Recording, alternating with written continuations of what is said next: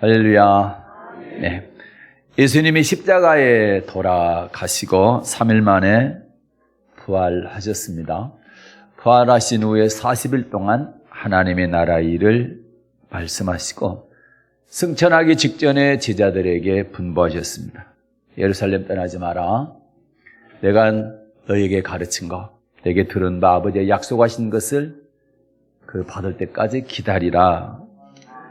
이 분부하신 말씀을 듣고 120명의 사도들을 비롯한 제자들이 다락방에 모여서 성령 받기를 위해서 간절히 기도합니다. 오직 기도하게 될 때 열흘 만에 부활하신 후 50일 만에 오순절 날 그 다락방에 성령이 임하게 됩니다. 하늘로부터 급하고 강한 바람 같은 소리가 있고 온 집에 가득하고 불의 혀같이 갈라지는 것이 보이고 각 사람 위에 임하게 됩니다. 그리고 성령 충만함을 받고 성령이 말하게 하심을 따라서 다른 방언으로 말하기를 시작합니다. 이 사건이 신약교회의 태동입니다. 신약교회 최초교회 에루살렘 교회가 이 성령 강림 사건을 계기로 해서 시작이 되었습니다. 당시 대제사장들을 비롯해서 유대 종교 권력자들은 하나님의 아들이라고 하는 예수를 처형하면 십자가에 못 박아 죽이면 모든 것이 다 끝날 줄 알았습니다. 그런데 성령 받은 제자들이 너희가 십자가에 못 박아 죽인 예수를 하나님이 다시 살리셨다. 이렇게 부활의 복음을 전하고 그리고 그 부활하신 예수 그리스도의 이름으로 기도하게 될 때에 40년 동안 한 번도 걷지 못하던 사람이 일어나 걷게 됩니다. 그리고 하나님을 찬양하게 됩니다. 그리고 설교를 하게 될 때 3,000명이 회개하고 돌아오고 5,000명이 예수를 믿게 됩니다. 그러자 종교 지도자들 입장에서는 위기를 느끼지 않을 수가 없게 된 겁니다. 우리 신약교회 입장에서는 폭발적인 교회 부흥이 일어났기 때문에 너무너무 감사하고 감격적인 일이지만 그때 당시에 교권을 가지고 있었던 종교 지도자들 입장에서는 자기들은 엄청난 위기인 것이죠. 그래서 사도들을 잡아다가 이 40년 동안 걷지 못한 사람을 고친 것에 대해서 시비를 걸고 협박을 하게 됩니다. 그리고 신문을 하게 되는 거죠. 너희가 무슨 권세로 그리고 누구 이름으로 이 사람을 고쳤느냐 이렇게 따져 묻고 신문을 하게 됩니다. 그러자 제자들이 뭐라고 대답합니까? 너희가 십자가에 못 박고 하나님이 죽은 자 가운데서 살리신 예수 그리스도의 이름이 이 일을 행했다. 이 사람을 낫게 했다. 그리고 또 하나는 우리에게 구원을 주시는 구원자의 권세로 우리가 이 일을 행했다. 이렇게 담대하게 선포를 하게 됩니다. 그래서 오늘은 사도행전 4장 11절과 12절 말씀을 중심으로 해서 구원자이신 예수님에 대해서 좀 더 자세히 살펴보기 위해서 왜 예수님이 구원자이신가? 라는 제목으로 함께 은혜를 나누겠습니다.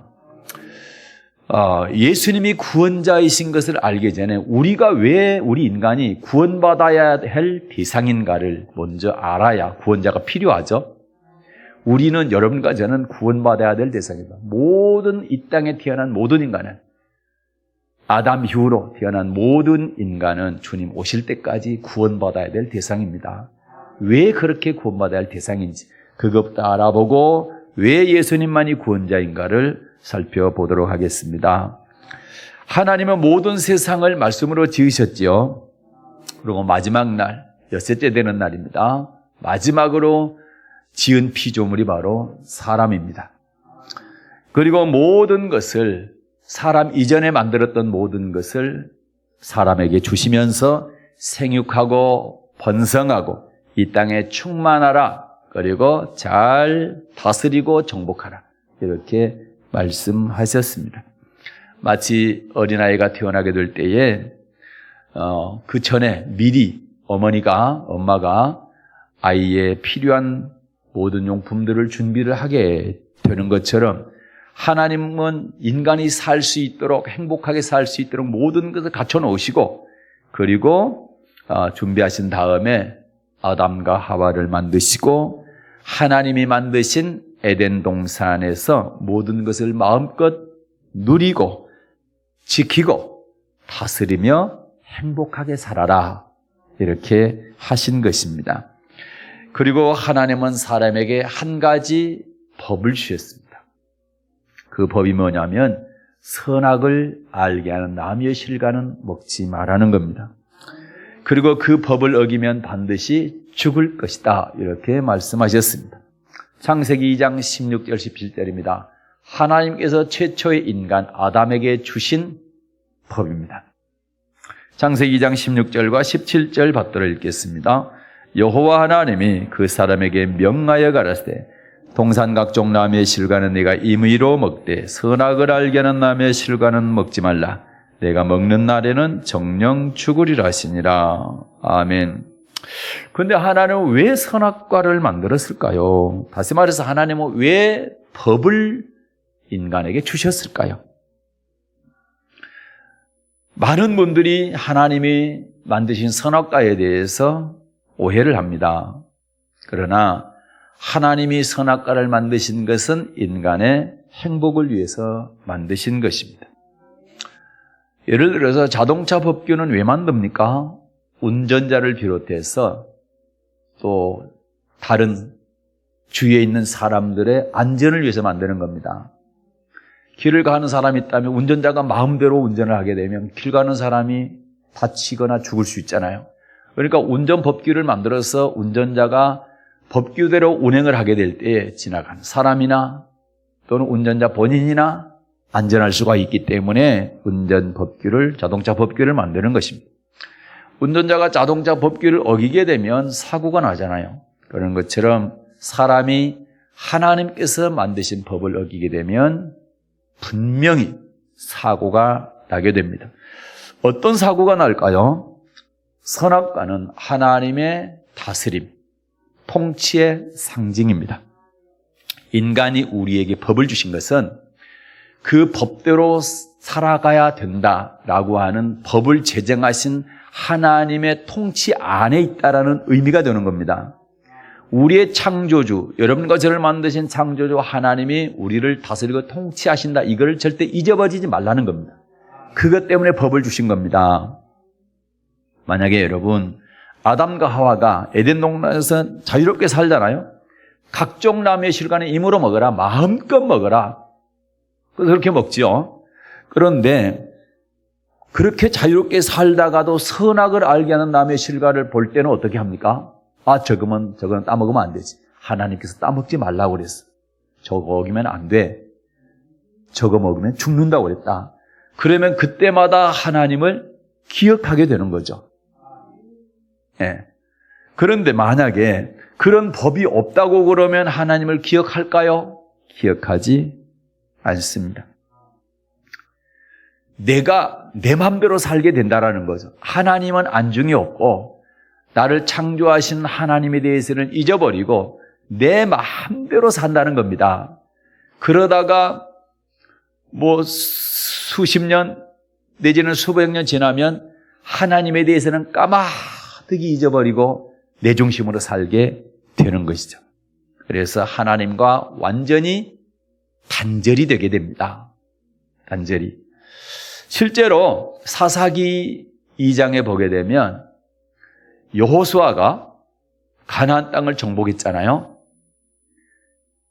여호수아 주위에 많은 장로들, 어른들이 있었어요. 그들과 함께 가나안 땅을 정복하게 됩니다.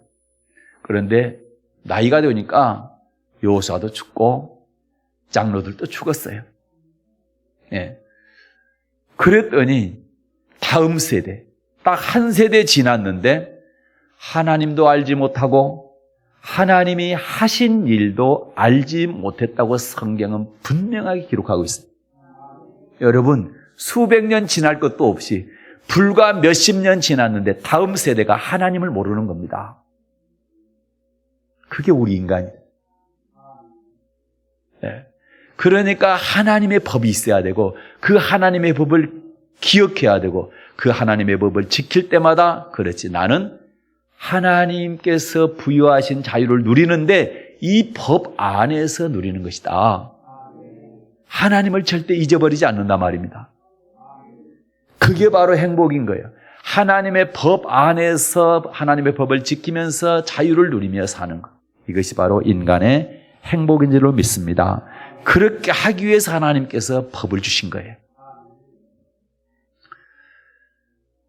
여러분 만약에 인간이 하나님을 잊어버리고 자기 멋대로 살고 하나님하고는 아무 관계없이 무관심하게 하나님이 계신지 안 계신지 아예 없다고 생각하고 지금 이 시대도 그렇죠. 많은 사람들이 하나님이 없다고 하나님 무시하고 살죠. 하나님 잊어버린 거죠. 최초에 하나님께서 사람을 만들 때는 절대 잊어버리지 말라고 법을 주었는데 세대가 계속 지나니까 하나님이 잊어버리는 사람들이 갈수록 많아지죠. 이렇게 사는 것을 하나님은 절대로 원하지 않는다는 겁니다. 사람이 하나님의 법을 지킴으로 하나님과 늘 교통하면서 행복하게 살기를 원하시는 분이 바로 하나님이시다. 우리나라가 자유민주주의입니다. 맞습니까? 아무리 많은 자유가 주어졌다 할지라도 내 마음대로 살아서는 안 됩니다. 국가가 유지되기 위해서 질서를 잡기 위해서는 반드시 이 나라에 법이 있어요. 여러 가지 법들이 있습니다. 그 법들을 지켜가면서 살 때 이 나라 안에서 자유롭게 행복하게 살 수가 있는 거예요. 법을 지키지 않으면 어떻게 합니까? 잡아갑니다. 감옥에 가두게 되는 겁니다.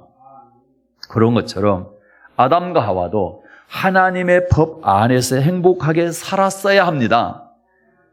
그런데 불행하게도 어기게 된 거죠. 그 법을 어기게 됐을 때에 그 결과 죄인이 된 겁니다. 하나님의 법을 어기는 것을 죄라고 하고 그 법을 어긴 사람을 죄인이라고 합니다. 이 나라에서도 법을 어기면 감옥에 가는 것처럼 하나님의 법을 어기면 하나님의 법을 어긴 대가로 영혼의 감옥인 지옥에 가게 됩니다. 물론 죄를 짓게 된 원인에는 그 깊숙이 뒤에 배후에는 사탄이라고 하는 존재가 있죠. 사탄이 거짓말을 하고 미혹을 해서 하와를 넘어뜨렸던 것처럼 끊임없이 우리도 미혹하고 있죠. 그러나 사탄이 그렇게 미혹을 했다고 해서 내가 넘어갔다고 해서 사탄한테 죄를 뒤집어 씌울 수는 없는 거예요. 죄를 지은 내가 책임을 져야 되는 겁니다. 우리나라 법도 마찬가지죠.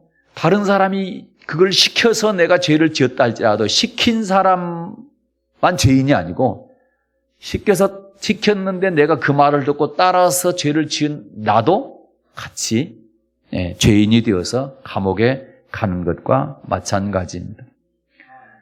물론 사탄은 영원한 지옥의 형벌을 미리 받아놨습니다.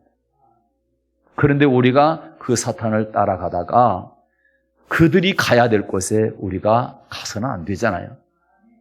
그래서 그들의 유혹에 미혹에 넘어가서는 안 되는 것입니다. 그런데 문제는 아담이 지은 죄가 아담으로 끝난 게 아니라는 게 문제입니다.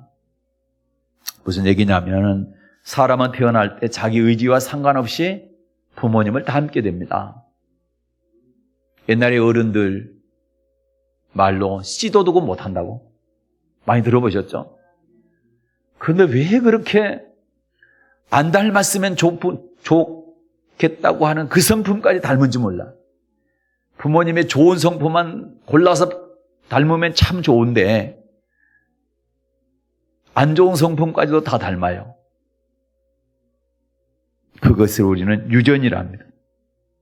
목소리도 닮고 성격도 닮아요. 그런 것처럼 모든 사람은 첫사람 아담과 하와의 죄의 성품, 죄의 속성을 가지고 태어나게 됩니다. 예를 들어서 어린아이 3명이 인형 하나를 가지고 놀아요. 인형이 하나밖에 없어요. 그러면 아이들은 서로 돌려가면서 시간 정해서 네가 몇 시부터 몇 시까지 가지고 놀고 내가 몇 시부터 몇 시까지 가지고 놀겠다. 이렇게 하는 것이 아니라 서로 먼저 가지고 놀려고 뺐습니다. 이 성품이 뭡니까? 본능적으로 죄의 속성을 가지고 태어난 죄의 속성인 거예요. 네. 이 죄에 대해서 성경은 이렇게 말씀하고 있습니다. 로마서 5장 12절입니다. 로마서 5장 12절에서 이렇게 말씀하고 계세요. 다들 읽습니다.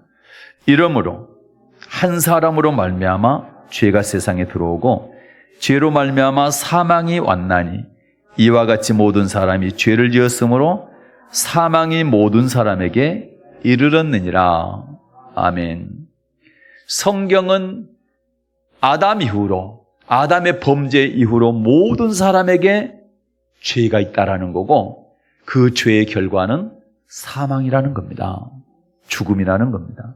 다시 말해서 죄가 있게 되면 결국은 죽는다는 겁니다. 그러면 죽음이 뭡니까? 죽음이 뭐냐? 우리를 만드신 창조주 하나님, 생명을 주신 생명의 근원이신 하나님과 분리되는 것이 죽음입니다. 예를 들어서 지금 이 앞에 꽃꽂이를 이쁘게 했어요. 꽃꽂이한 꽃이 살아있습니까? 죽어있습니까? 죽었습니다. 꽃꽂이한 건. 왜요?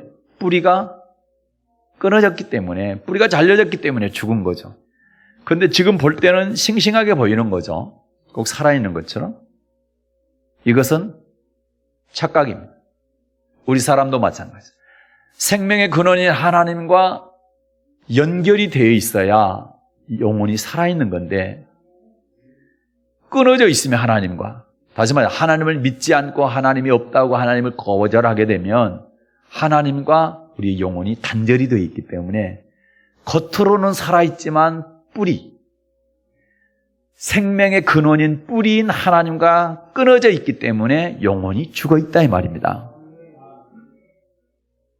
그래서 3단계로 봤을 때 첫째, 사람의 영혼이 하나님과 분리되는 영적인 죽음이 있고요. 그 다음에 두 번째 죽음은 육체와 영혼이 분리되는 것을 두 번째 죽음, 물리적인 죽음이라고 합니다. 보통 사람들이 죽음 그럴 때 두 번째를 말하는 거예요. 하나님께서 우리 사람을 만들 때 육체는 흙으로 만들었죠. 그리고 영혼은 하나님의 생기로 만들었어요. 그래서 우리의 육체와 영혼이 분리되면 죽음이라고 합니다. 보통 사람들이 죽음 그러면 이걸 말하는 거예요. 그 다음에 이 세 번째 죽음은 뭐냐면, 세 번째 죽음은 이제 꽃이 시들어가지고 바짝 마르게 되면 소각장에 가서 태워줘. 불에 태웁니다.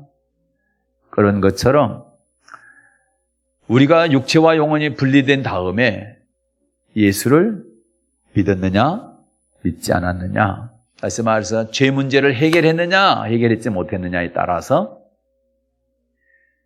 소각장과 같은 영원한 불지옥에서 뜨겁게 고통을 받게 되는 것입니다.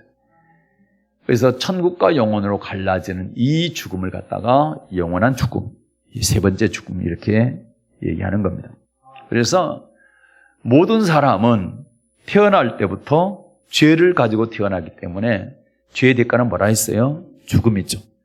그래서 죽음에 이르는 병을 가지고 태어난 것과 마찬가지인 것입니다. 태어나자마자 죽음을 향해서 가고 있는 거예요. 젊은 사람들은 거기에 대한 실감이 별로 안 날 거예요. 죽으려면 아직 멀었다고 생각하기 때문에. 그러나 죽으면은 순서가 없어요. 태어날 때는 순서가 있지만 죽으면은 순서가 없는 겁니다. 나이 드셨으니까 먼저 죽고 젊으니까 나중 죽고 그런 게 없는 거예요. 언제든지 하나님이 오라 하면 가야 되는 것입니다. 연세가 많이 드신 분들은 죽음에 대해서 젊은 사람들보다 더 많이 생각을 하게 되지요. 그래서 죽음에 대해서 좀 민감하면 좋다. 성경은 죽음에 대해서, 특별히 성도들의 죽음에 대해서는 귀중히 여긴다 말씀하고 있어요. 왜 그러냐면 이 땅에서 죽는 것으로 끝이 아니기 때문에, 이 땅의 죽음 이후에 영원한 세계의 시작이 되는 거거든요. 영원한 세계는 둘 중에 하나입니다. 천국이든 지옥이든. 그래서 지옥 가서 고통받는 영원한 세계에 들어가지 않고 죽음 이후에 행복하게 영원토록 살 수 있는 천국에 들어가기 위한 준비를 이 땅에 살면서 하게 되는 겁니다. 그게 뭐냐? 예수 믿는 거예요. 사람은 이 땅에 살면서 다 고생하며 살아갑니다. 사형 선고를 받은 사람이 사형 집행되기 전에 감옥에서 고생하는 것과 비슷한 얘기인 것이죠. 사람들은 가난과 질병과 실패와 또는 고통, 이런 환경에 감옥에 갇혀서 살아갑니다. 때로는 외로움과 불안과 또 심하면 자살도 하고, 그리고 고독감을 느끼고 살인도 하고 폭력도 하고 마약도 하고 술 중독도 되고 이런 정신적으로 어떤 이런 상황 속에 살기도 합니다.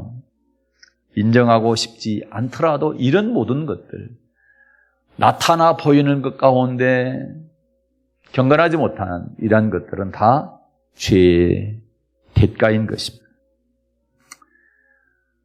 죄의 결과인 것입니다. 우리 인간이 죄를 지은 결과가 죽음인데, 죽음 이전에 감옥과 같은 세상을 사는 거예요. 전번 우리 동생 목사님이 그러더라고. 캐나다 같은데 아주 오지, 밀림 있잖아요. 사람이 한 번도 발을 딛지 않은 곳. 그곳은 낙엽이 굉장히 많이 쌓여 있다라는 거죠. 부엽, 뭐라고 그럽니까? 하여튼 나뭇잎들이 이렇게 많이 쌓여 있어가지고 좋은 거림이 돼. 나무들이, 그래서 큰 나무들이 잘 자라는데 신기하게 그곳에는 풀들이 안 난다. 큰 나무만 있고 잡초가 없다라는 거예요. 그런데 이상하게 사람이 발길을 닿는 곳은 틀림없이 잡초가 난답니다. 신기하죠? 그런데 창세기에 보게 되면 엉겅퀴가 생기고 가시가 이렇게 생긴 것이 다 죄의 결과라고 나오죠. 아담의 죄의 결과.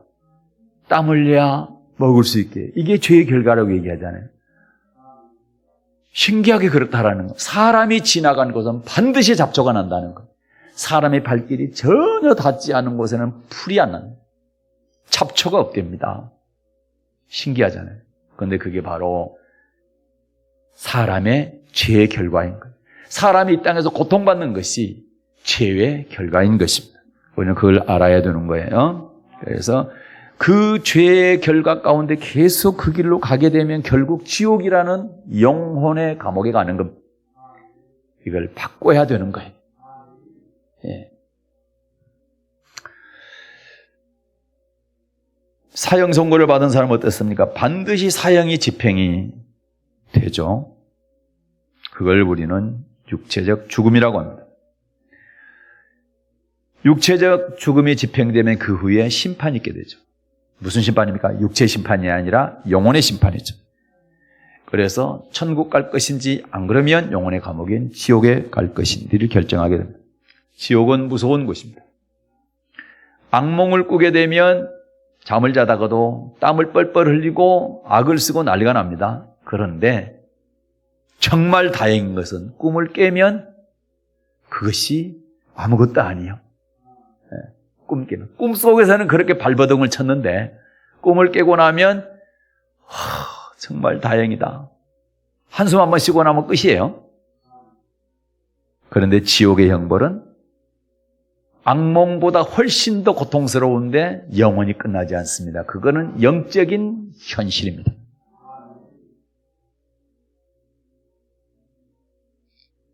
그래서 지옥의 형벌을 여러분과 저는 절대 받아서는 안 된다. 우리가 가스불 위에 손을 올려놓게 되면 어떻습니까? 뜨거워서 뜨거워 빨리 손을 빼죠. 뜨거움을 느끼기 때문에 그렇습니다. 그런데 이 육체에서 영원히 떠나버린 육체, 영원히 떠난 육체를 가스불에다 손을 갖다 올려주면 어떻게 해요? 그걸 뜨겁다고 치우기를 합니까? 뜨거 소리를 냅니까? 불에 타서 녹아져도 몰라요. 고통도 안 느껴요. 그러면 여러분, 뜨거움을 느끼는 것은 육체인가요? 영혼인가요? 영혼이죠. 영혼이 육체 안에 있을 때 뜨거움을 느끼죠. 영혼이 떠난 육체는 화장터에 그 뜨거운 불 속에 집어넣어도 아무 소리도 못해요. 하얗게 뼈가 남을 때까지. 우리의 영혼이 뜨거움도 느끼고, 그리고 영혼은 절대 죽지 않습니다. 육체는 흙에서 와서 그냥 흙으로 돌아가지만 우리의 영혼은 영혼을 주신 하나님께로 돌아가게 되는 것입니다. 성경은 지옥에 대해서 꺼지지 않는 불이 있는 곳이다. 절대로 피할 수 없는 형벌의 장소다. 그리고 원래 지옥은 사탄, 마귀를 그곳을 가두기 위해서 예비된 영원한 불이다. 그리고 불과 유황으로 밤낮 고통을 받는 곳, 그곳이 바로 지옥이다. 이렇게 성경은 기록하고 있습니다. 만약 지옥에 가서 고통받는 사람이 있다고 한다면 꿈이라면 얼마나 좋겠어요? 그러나 꿈이 아니고 현실입니다. 그것도 영원한 현실. 그렇다고 한다면 우리 인생 가운데 가장 중요한 문제가 뭘까? 지옥 왜 가요? 죄 때문에 가는 거예요. 그럼 우리 인생의 가장 중요한 문제는 뭡니까? 죄 문제를 해결하는 겁니다. 뭘 해결해야 돼요? 죄 문제를 해결해야 돼요. 돈도 아니고, 명예도 아니고, 권세도 아니고, 건강도 아니고, 우리 인생의 최대의 문제, 가장 중요한 문제는 죄의 문제. 죄 때문에 죽음이 오죠. 영원한 죽음. 그 죽음의 문제. 그래서 죄와 죽음의 문제를 해결하는 것이 인생의 가장 중요한 문제, 최대 문제가 되는 것입니다. 모든 사람은 죄 때문에 반드시 죽게 되고 죽은 후에는 반드시 심판이 있습니다. 그 심판은 영원한 행복한 천국이냐, 영원히 고통당하는 지옥이냐, 이 심판을 말합니다. 그래서 우리 인생 최대 문제는 죄와 죽음의 문제를 해결하는 것이다. 그래서 죄와 죽음의 문제를 해결할 수 있는 분이 필요하다. 구원자가 필요하다. 우리가 해결할 수 없는 어떤 문제를 해결해 주는 사람을 갖다가 우리는 구원자라 얘기합니다. 그래서 우리에게는 죄와 죽음의 문제를 해결할 수 있는 구원자가 필요합니다. 그런데 우리 인간 중에는 우리 모든 죄를 해결할 수 있는 구원자가 단 한 사람도 없습니다. 왜냐하면 인간은 다 죄인이기 때문에 죄인은 죄인을 구원할 수가 없습니다. 수렁에 빠져서 허우적거리는 사람이 수렁에 빠져서 허우적거리는 사람을 구할 수 있나요, 없나요? 더 깊이 들어가죠. 그와 마찬가지로 죄인은 죄인을 절대로 구원 못합니다. 그래서 아담 이후로 사람에게서 난 자는 절대로 죄인이기 때문에 구원자가 될 수가 없다. 죄의 늪에 빠지지 않는 누군가, 죄가 없는 누군가가 늪에 빠진 죄의 늪에 빠져 있는 자를 구원해 줘야 됩니다. 건져 줘야 되는 것입니다. 죄의 늪에 빠져 죽어가는 것을 건져주는 것을 갖다 구원이라 하고, 건져주는 사람을 구원자라고 얘기합니다. 인간은 죄 문제로 죽음 문제를 절대로 피할 수 없는데 죄 때문에 오는 죽음 문제를 해결받는 사건을 우리는 구원받았다 이렇게 얘기합니다. 구원받는다 이렇게 얘기합니다. 그러면 죄와 죽음의 문제를 해결할 수 있는 구원자는 어떤 분이 되어야 되느냐? 두 가지 조건이 있습니다. 첫째는 죄가 없는 분이어야 되고 두 번째는 죽음의 문제를 해결하는 분이에요. 죄가 없는 분. 아까 말씀드린 것처럼 이 땅에 사는 사람 가운데는 죄 없는 사람이 단 한 사람도 없기 때문에 구원자는 아무도 없습니다. 그래서 어떤 인간이 내가 구원자라고 얘기한다면 그건 다 거짓말이고 가짜입니다. 죄 있는 인간은 절대로 죄인을 구원할 수 없기 때문에 내가 구원자라고 얘기하는 사람은 다 거짓말하고 그는 가짜라는 얘기입니다. 그러나 죄가 없으신 분은 어떻습니까? 하나님밖에 없어요. 인간은 죄인이고 하나님만 죄가 없습니다.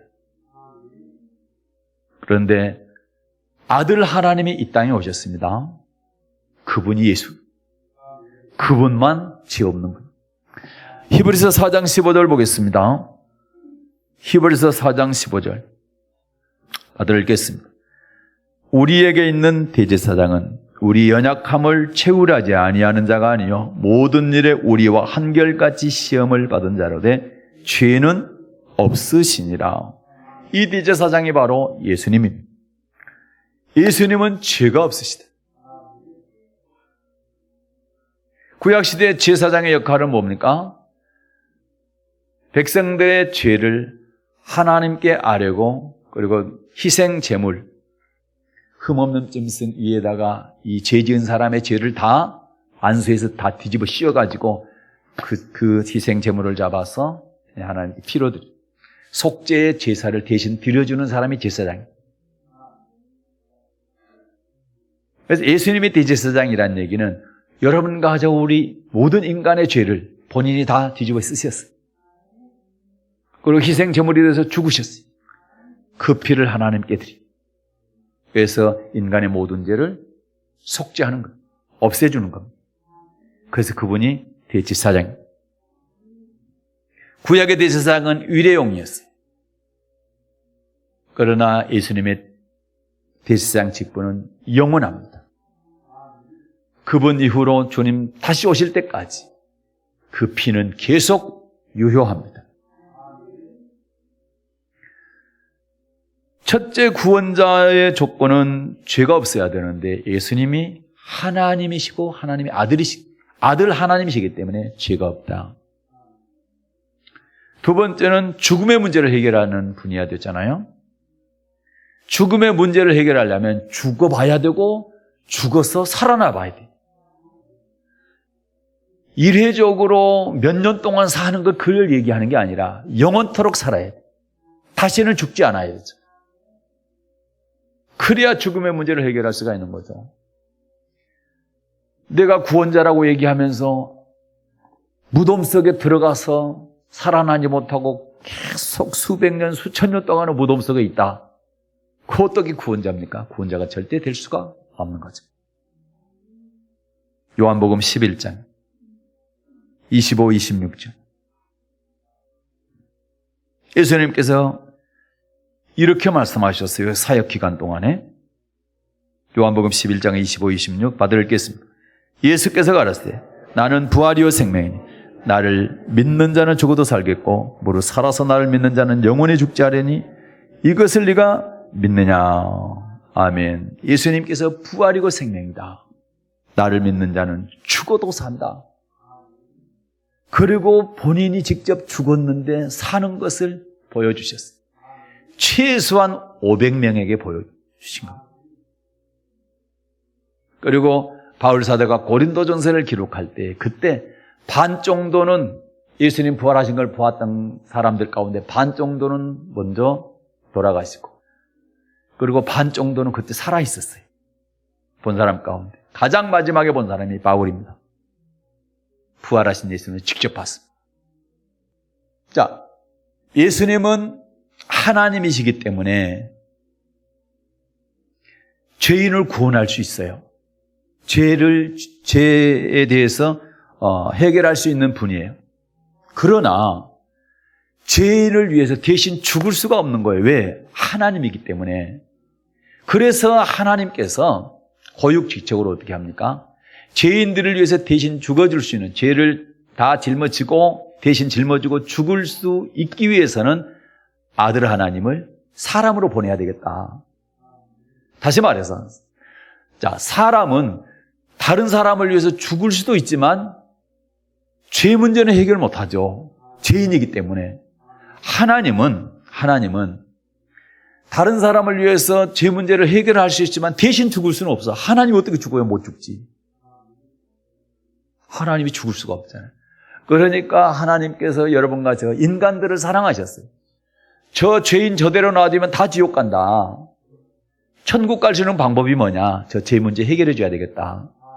그런데 인간들 가운데는 구원자가 아무도 없고 하나님이 구원자가 되었는데 하나님은 죄를 위해서 죽을 수가 없어 또. 그러면 방법이 하나요. 하나님이어야 되고 인간이어야 돼. 하나님이어야 되고 죄가 없어야 되고 그 다음에 인간이어야 대신 죽을 수 있어요. 그래서 완전한 하나님이고 완전한 인간이어야 된단 말이죠. 그래야 구원자가 될 수 있으니까 하나님이신 아들 하나님을 인간으로 보낸 거예요. 그래서 예수님만이 유일하게 완전한 인간이고 완전한 하나님. 하늘에 계신 아버지 하나님은 완전한 하나님만이시지 완전한 인간은 아닌 거예요.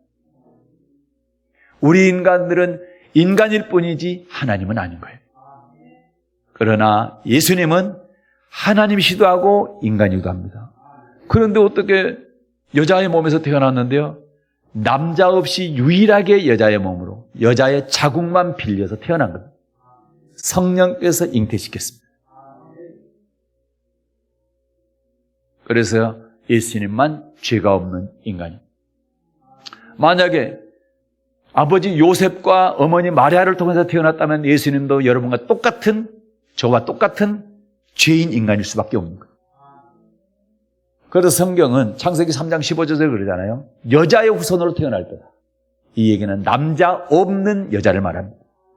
그래서 마리아라고 하는 처녀 여자의 자궁을 빌려서 성령께서 잉태해서 태어난 유일한, 남자 없이 태어난 유일한 사람, 완전한 사람 예수. 그리고 하나님의 아들, 하나님이셨기 때문에 그분은 완전한 하나님. 그래서 그분만이 유일하게 구원자가 될 수가 있는 것입니다. 그래서 왜 예수를 믿어야 되느냐?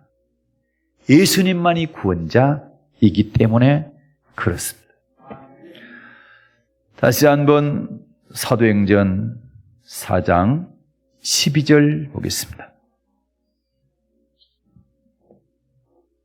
11절부터 보겠습니다. 11절에 예수님의 이름이 나오죠.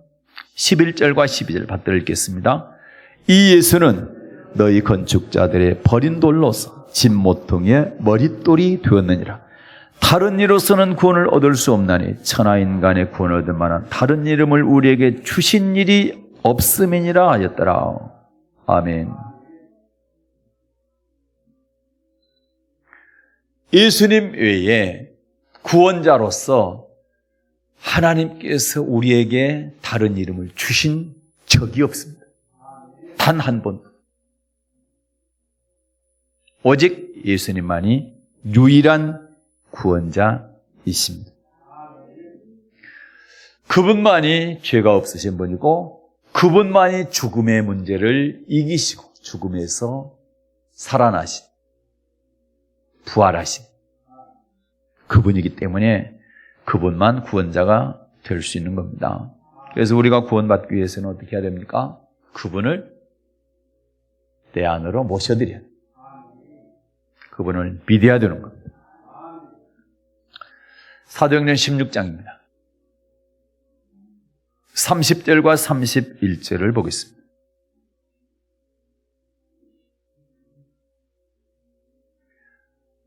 아무리 어려운 수학 문제가 있어도 공식을 알면 풀 수가 있는 거죠. 우리 인간의 가장 큰 문제, 가장 어려운 문제죠. 죄의 문제와 죽음의 문제. 이걸 풀 수 있는 것 간단합니다. 이 말씀입니다. 사도행전 16장 30절과 31절 저희를 데리고 나가 가로되 선생들아 내가 어떻게 하여야 구원을 얻으리까 하거늘 가로되 주 예수를 믿으라 그리하면 너와 내 집이 구원을 받으리라. 아멘. 여러분 가지가 구원받기 위해서는 완전한 하나님, 완전한 인간이신 예수를 믿으면 구원받습니다. 엄마가 아침에 아들에게 아들아 일어나서 밥 먹어라. 그러면 아들이 일어나서 밥을 하고 국을 끓이고 반찬을 만들고 그렇게 하고 먹습니까? 그렇지 않죠? 어머니가 밥상 차려놓으면 숟가락만 들면 돼. 밥 떠서 먹고 국 떠서 먹고 젓가락만 들면 돼. 반찬 집어 먹으면 돼. 예수님께서 구원사역을 다 이루셨기 때문에 우리는 예수님을 믿기만 하면 구원받는 겁니다. 예.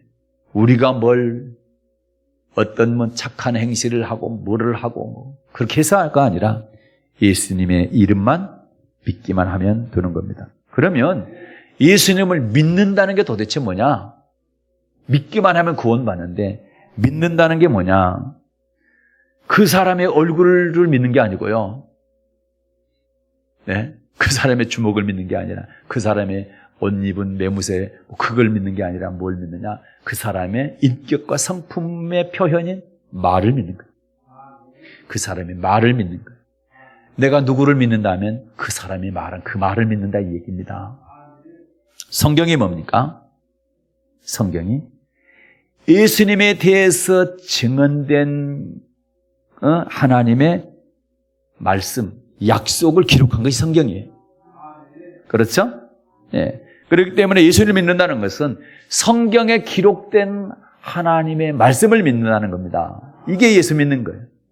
그래서 요한복음 1장에서는 태초에 하나님의 말씀이 계셨고 그 말씀이 하나님과 함께 계셨는데 그 말씀이 이 땅에 오셨어요. 육신을 입고 그분이 아버지의 독생자 예수 그리스도라 이 말입니다. 그래서 그분은 말씀인 거예요. 예수를 믿는다는 것은 말씀을 믿는 것을 말하는 것입니다. 성경이 굉장히 두껍잖아요. 네? 성경이 66권, 1189장, 31,101절을 두꺼워요. 그런데 이걸 압축을 시켰어요. 한 절로. 요한복음 3장 16절입니다. 요한복음 3장 16절. 받들어 읽겠습니다. 하나님이 세상을 이처럼 사랑하사 독생자를 주셨으니 이는 저를 믿는 자마다 멸망치 않고 영생을 얻게 하려 하십니다. 아멘. 여러분 어떻습니까? 예수를 믿어야 되는 궁극적인 이유 그리고 목적이 뭡니까? 영생 얻는 겁니다. 영생 얻는 것. 그게 구원인 거예요. 그런데 예수를 믿게 될 때 우리가 영접하게 되면 반드시 고백을 하죠. 예수님은 살아계신 하나님의 아들이시고 구원자입니다. 이렇게 고백을 하게 되죠. 고백을 하면 예수님 우리 마음에 들어오시죠. 그러면 우리가 하나님의 자녀가 됩니다. 그 다음에는 어떻게 해야 돼요? 그분의 말씀을 믿는 겁니다. 말씀을 믿는다는 얘기는 그 말씀을 따라간다, 순종한다. 말씀대로 사는 겁니다. 그게 온전히 믿는 것. 그래서 고백하는 믿음과 순종하는 믿음이 이렇게 합해졌을 때 온전한 예수 믿는 믿음이 되는 겁니다. 그러면 다음에 우리의 육체와 영혼이 분리된 다음에 그 위에 심판이 있게 될 때 여러분과 저는 반드시 천국 들어가는 그런 놀라운 축복이 있게 될 줄로 믿습니다. 네. 그래서 사랑하는 여러분, 말씀을 정리하고 마칠게요. 우리가 예수를 왜 믿어야 되느냐? 우리 인간은 아담의 후손으로 다 뭘 가지고 태어나요? 죄의 속성을 가지고 태어난, 죄인으로 태어난. 그래서 죄의 결과는 뭐? 죽음이죠. 죽음. 그래서 여러분과 저는 태어나자마자 사형 선고를 받은 사람과 똑같이 나중에 영혼의 감옥인 지옥 가는 길로 가고 있는 겁니다. 그런데 하나님께서 지옥 가는 인간들을 볼 수가 없는 거예요. 왜요? 사랑하시기 때문에. 지옥 보내서는 안 되겠다. 내가 있는 천국으로 다시 데려와야 되겠다. 이렇게 하는데 인간 가운데는 구원해 줄 사람이 없는 거예요. 천국으로 데려올 수 있는 죄 문제를 해결할 수 있는 사람이 없는 거예요. 왜? 다 죄인이거든. 다 죄인이야. 그런데 하나님이 또 구원자가 직접 될 수가 없어. 왜 그렇습니까? 죄는 없는데 대신 죄를 뒤집어 쓰고 죽어줄 수가 없는 거야. 그래서 하나님이 고육직책으로 아들 하나님을 사람의 모습으로 보낸 겁니다. 그분이 예수님이에요. 그래서 그 예수님한테 모든 죄를, 인간의 죄를 다 뒤집어 씌웠습니다. 그리고 십자가에서 희생 제물로 피 흘려 죽게 합니다. 그래서 십자가 위에서 피 흘려 죽으신 그 예수를 믿게 되면 죄 문제가 해결이 되는 겁니다. 그래서 예수님을 받아들이고 고백을 하는 거죠. 고백하고 나서 그분의 말씀을 따라 살게 되면 전부 다 천국 갈 수 있다라고 하나님께서 성경에다 다 기록해 놓은 거예요. 그래서 우리는 예수를 믿어야만 구원을 얻을 수 있기 때문에 예수님을 믿는 겁니다. 그래서 오늘 사도행전 4장 12절 말씀에서 수많은 이름들이 있지만 벌써 지금 현재 세계에 살고 있는 사람이 70억입니다. 70억의 이름이 동명이인도 있긴 하지만 그래도 10억이 같은 이름이 있다 할지라도 60억은 이름이 다 다르는 거예요. 수많은 이름이 있지만 구원을 얻을 만한 이름은 딱 하나밖에 없다. 그 이름이 바로 예수 그리스도다. 그 말씀을 오늘 하고 있는 겁니다. 사도들이 이걸 선포하는 겁니다.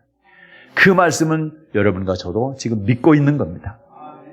여러분 바라기는 그 예수 이름 끝까지 붙드시고 절대로 놓지 마시고 예수 이름을 부르는 것이 천국 가는 열차를 타는 거다.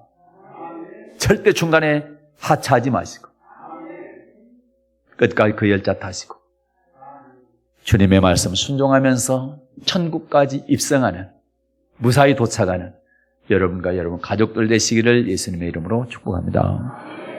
하늘이신 하나님,